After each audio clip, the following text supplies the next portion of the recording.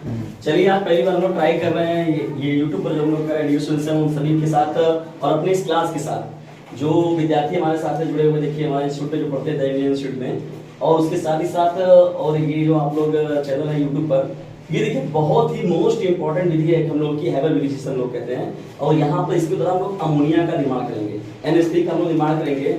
हराम को तुम इधर देखा ना रहा है उस पे क्या देख रहे हो तुम लोग इधर क्लास में देखो पहली बार लोग रिकॉर्डिंग चल रहा है। देखिए यहाँ पर अमोनिया के निर्माण में देखिए ये एक बहुत बताई गई मोस्ट इंपॉर्टेंट फिगर है। फिगर के साथ पूछता है कि अमोनिया के प्रयोगशाला की हैबल विधि बताइए और साथ ही साथ केमिकल प्रॉपर्टीज का पूछता है।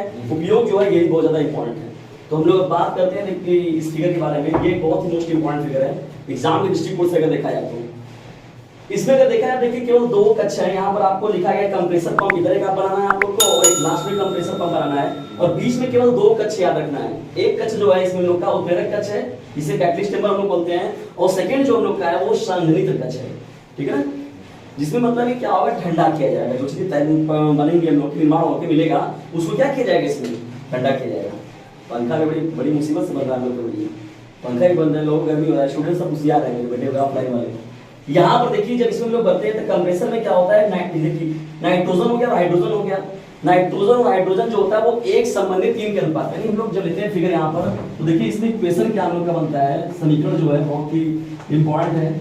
N2 + 3H2 ये होता है और ये रिवर्सिबल रिएक्शन होता है दोनों तरफ देखा जाए तो। और ये 2NH3 यही हम लोग का निर्माण होता है।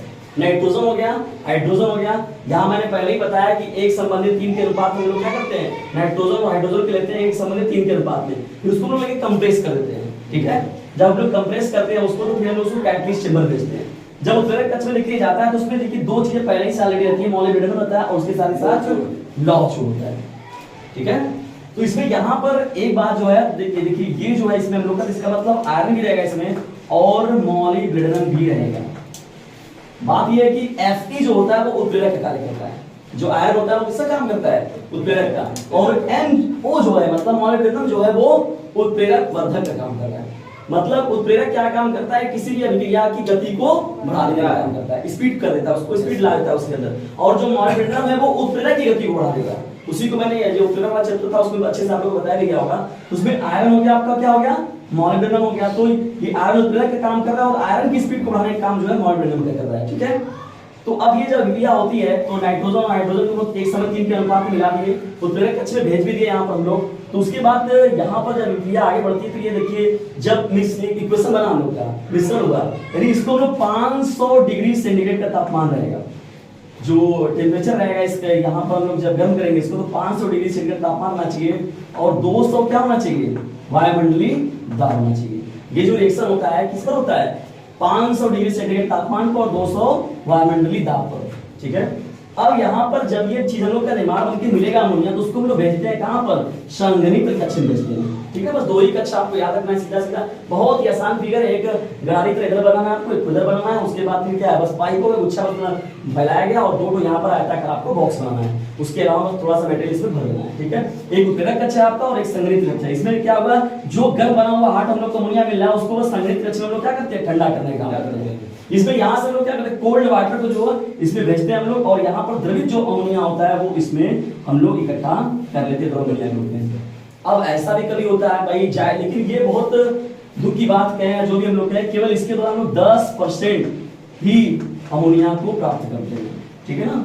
मतलब अगर देखा जाए तो जो नाइट्रोजन और हाइड्रोजन होता है तो उसको कितना कंप्रेसर पंप किया जाता है तो उसका केवल 10% हिस्सा मिलता है लोगों को। इसका 90% हिस्सा फिर क्या होता है देखिए फिर इधर आ रहा है, फिर वही प्रक्रिया हो रही है, फिर कंप्रेसर पंप में जा रहा है, फिर रिटर्निंग देखिए नाइट्रोजन और हाइड्रोजन जो है फिर यहाँ होते हुए फिर वहां से पहुंच रहा है, फिर देखिए इधर से होते हुए फिर ये बातें हो रही है। तो ये एक तरीके से कहा जाए तो रिवर्सिबल रिएक्शन है, उत्क्रमणीय अभिक्रिया के रूप में। मतलब आगे की ओर है पश्चिम की ओर है, मतलब यहाँ नाइट्रोजन हाइड्रोजन का केवल 10% हिस्सा जो होता है वही यहाँ से हम लोग को द्रव अमोनिया के रूप में प्राप्त होता है। उसके अलावा जो डिसॉल्व नहीं होते हैं या द्रव में नहीं कन्वर्ट होते हैं हाइड्रोजन और हाइड्रोजन का देखा जाए तो वो फिर से क्या होते हैं फिर यहाँ कंप्रेसर पर आते हैं और फिर देखिए यहाँ पर ये जो लाइनिंग आपको दिख रही है पंप के द्वारा फिर ये कहाँ पर भेजे जा रहे हैं फिर कंप्रेसर पंप के बाद भेजे जा रहे हैं, फिर वहां से प्रक्रिया प्रारंभ हो रही है, फिर वहां से किस में जा रहे हैं उत्प्रेरक कक्ष में जा रहे हैं और ये फिर यहाँ से फिर किस में संघनित्र कक्ष में और इस प्रकार से हम लोग फिर 10% प्राप्त करते हैं। तो मतलब अगर देखा जाए तो बड़ा कॉस्टली है ये जो विधि है इसके द्वारा अमोनिया का जो हम लोग निर्माण करते हैं ये बहुत कॉस्टली विधि है, बहुत ही अगर देखा जाए तो बहुत महंगा विधि है।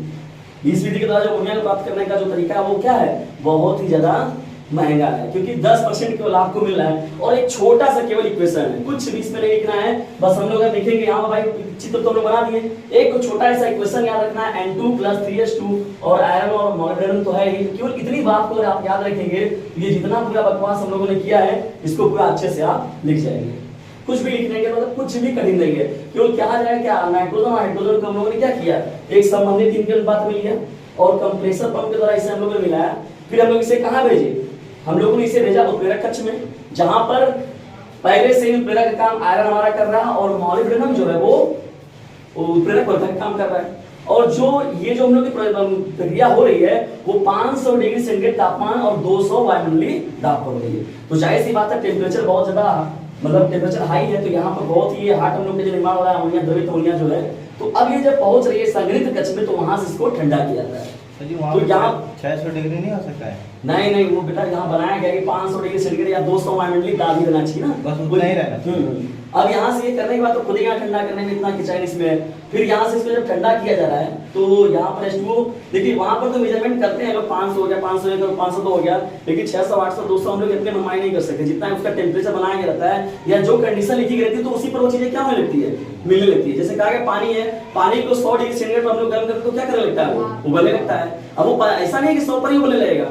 92 94 95 पहुंचने पर भी क्या लगता है वो, लेकिन उसका एक्यूरेट एक पैमाना लाया गया कि नहीं अगर 100 रहेगा 105 रहेगा 110 रहेगा तो एक्यूरेट जो लाया गया वो कितना लाया गया 100 है। तो यहाँ पर आप ये जब बनेगा यहाँ पर, तो यहाँ पर संघनित कक्ष में जब पहुंचा तो यहाँ से हम लोग को जो द्रव अमोनिया प्राप्त हुआ उसको हम लोग इकट्ठा कर लेंगे। और मैंने बताया कि इस विधि के द्वारा केवल क्या करते हैं हम लोग 10% अमोनिया का निर्माण करते हैं। फिर ये देखिए पुनः बार ये प्रक्रिया प्रोसेस जो है रिपीट हो रहा है, इसे हम लोग बोलते हैं हैबर विधि। अमोनिया के निर्माण की प्रयोगशाला विधि में अगर कहा जाए तो हैबर विधि बहुत ही ज्यादा मोस्ट इंपॉर्टेंट है और इसका केमिकल प्रॉपर्टीज है वो भी बहुत ज्यादा इंपॉर्टेंट है। इसके बाद एक और फिगर है जिसे हम लोग पोस्टबार्ड विधि कहते हैं, वो भी ज्यादा, उसके द्वारा हम लोग नाइट्रिक अम्ल HNO3 का निर्माण करते हैं, वो भी बहुत ज्यादा मोस्ट इंपॉर्टेंट है। और ये हैबर विधि तो हमारा जो था वो बहुत ज्यादा मोस्ट इंपॉर्टेंट है, क्योंकि ये एक साल 2 साल जब भी पेपर देखोगे ना, जब तुम लोग को मॉडल पेपर मिलेगा या केमिस्ट्री का मॉडल पेपर लोगे उसमें देखोगे हर एक साल के इंटरवल पर जो है ये पेपर दिया हुआ है। तो इसे बना लिए सब लोग और अपनी भाषा में एक बार इसका जो क्रिया विधि है उसको लिखिए। और डियर स्टूडेंट्स आप सभी लोग इसे जो है अपने क्लासमेट पर अपने जो भी हैं दूरदराज के फ्रेंड है उन पर शेयर जरूर करिए और जो नंबर डिस्क्रिप्शन बॉक्स में जाएगा वहां से आप लोग कुछ मिल जाएगा। अभी कुछ अनियमितताएं हम लोग किए, देखिए बाहर जो झाल मुड़ी वाला बेचने आ गया है अंदर जो गलत उत्पाद मचाए हैं, ठीक है।